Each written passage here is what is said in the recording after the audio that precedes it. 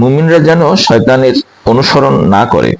আরো বলা হয়েছে যে পুরুষ যৌবনের হেফাজত করবে সে অনুরূপ নারী পাবে, আর যে যৌবনের হেফাজত করবে না সে অনুরূপ নারী পাবে।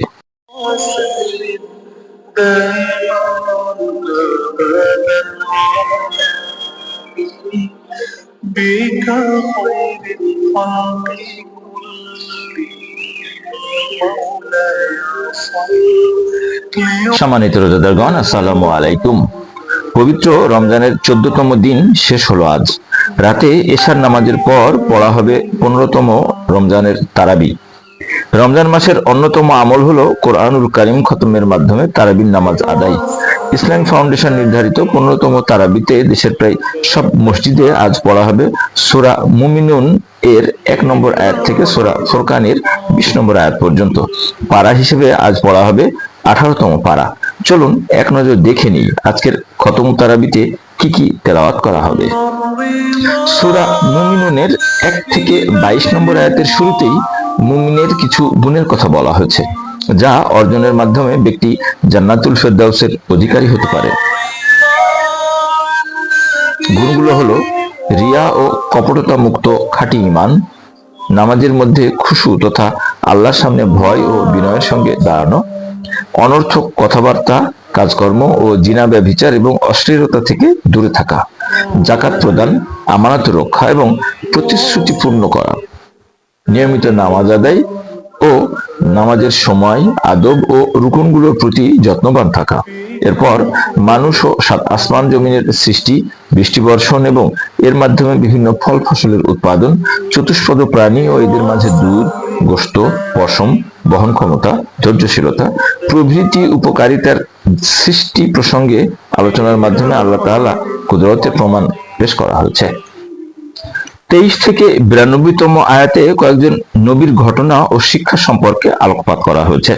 তারা হলেন হযরত নূহ আলাইহিস সালাম, হযরত হুদ আলাইহিস সালাম, হযরত সালেহ আলাইহিস সালাম, হযরত মুসা আলাইহিস সালাম, হযরত হারুন আলাইহিস সালাম এবং হযরত ঈসা আলাইহিস সালাম প্রমুখ নবীগণ। তাদের সবার একই দাওয়াত, একই কার্যক্রম এবং একই উদ্দেশ্য ছিল। তারপর আল্লাহর একত্ববাদ সাব্যস্ত করে এবং শিরকের খণ্ডনের পর বলা হয়েছে, কিয়ামতের দিন যারা সৌভাগ্যবান তাদের আমলের পাল্লা ভারী হবে আর দুর্ভাগাদের আমলের পাল্লা হবে হালকা। ওই দিন কোনো সম্পর্ক ও অজুহাত কাজে আসবে না। 93 থেকে 118 নম্বর আয়াত পর্যন্ত আল্লাহ তাআলা রাসূল সাল্লাল্লাহু আলাইহি ওয়াসাল্লামের মাধ্যমে সব মানুষকে একই শিক্ষা দিয়েছেন। তোমরা এই প্রার্থনা করো যে, হে আমার রব, আমার প্রতি অনুগ্রহ করো এবং আমাকে ক্ষমা করো, তুমি শ্রেষ্ঠ অনুগ্রহকারী। এরপর সূরা নূর এর 1 থেকে 20 নম্বর আয়াত পর্যন্ত জিনা ব্যভিচারের শাস্তি সম্পর্কে মৌলিক বিধান বর্ণনা করা হয়েছে। এরপর অপবাদ রটনা করা, সাক্ষ্য দান, মিথ্যা বলা ইত্যাদি বিষয় সম্পর্কে আলোকপাত করা হয়েছে। 21 থেকে 34 নম্বর আয়াতে বলা হয়েছে মুমিনরা যেন শয়তানের অনুসরণ না করে। আরো বলা হয়েছে যে পুরুষ যৌবনের হেফাজত করবে সে অনুরূপ নারী পাবে, আর যে যৌবনের হেফাজত করবে না সে অনুরূপ নারী পাবে।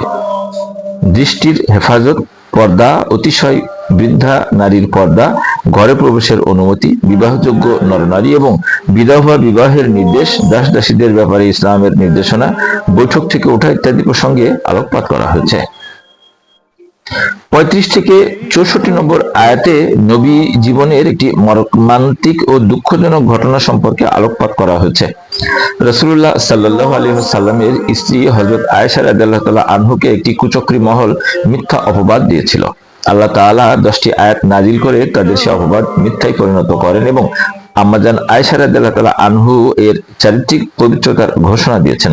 আল্লাহ তাআলা বলেন, আল্লাহই হলেন আসমান গুলো ও জমিনের নূর, তিনি যাকে খুশি তাকে নূরের পথ দেখান। যারা সে নূরের ছোঁয়া পায় তারা দিনরাত আল্লাহর তাসবিহতে মশগুল থাকে। দুনিয়ার কোনো বাস্তবতা তাদের আল্লাহর রিজিক থেকে গাফেল রাখতে পারে না।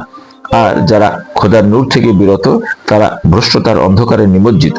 তারা সবসময় মরীচিকার পেছনে ছুটছে, স্রষ্টার একত্ববাদের যে প্রমাণাদি সৃষ্টির মাঝে বিদ্যমান সে সম্পর্কে বিবরণ দেওয়ার পর বলা হয়েছে, মুমিন সর্বাবস্থায় আল্লাহ ও তার রাসূলের আনুগত্যে নিজেকে নিয়োজিত রাখেন, আর মুনাফিকরা সবসময় সুযোগের সন্ধানে থাকে। এরপর আজকের তারাবিতে 1 থেকে 20 আয়াত পর্যন্ত সূরা ফুরকান তেলাওয়াত করা হবে। পবিত্র কোরআন সম্পর্কে যেখানে আলোচনা করা হয়েছে, কোরআনের ব্যাপারে মুশরিক জাতি নানা রকমের আপত্তিকর প্রশ্ন তুলত, সে সবের জবাব দেওয়া হয়েছে। এরপর রাসূল সাল্লাল্লাহু আলাইহি সাল্লাম সম্পর্কে আলোকপাত করা হয়েছে। এক শ্রেণীর লোক জিদ ও ক্ষোভের বশবর্তী হয়ে রাসূল সাল্লাল্লাহু আলাইহি সাল্লামকে মিথ্যা প্রতিপন্ন করত।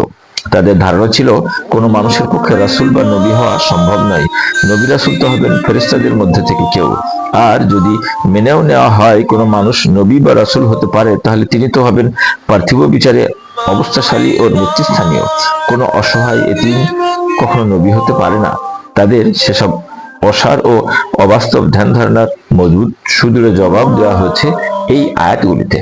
সম্মানিত সুধী, 15তম তারাবির তেলাওয়াতের সারমর্ম আজ এ পর্যন্তই।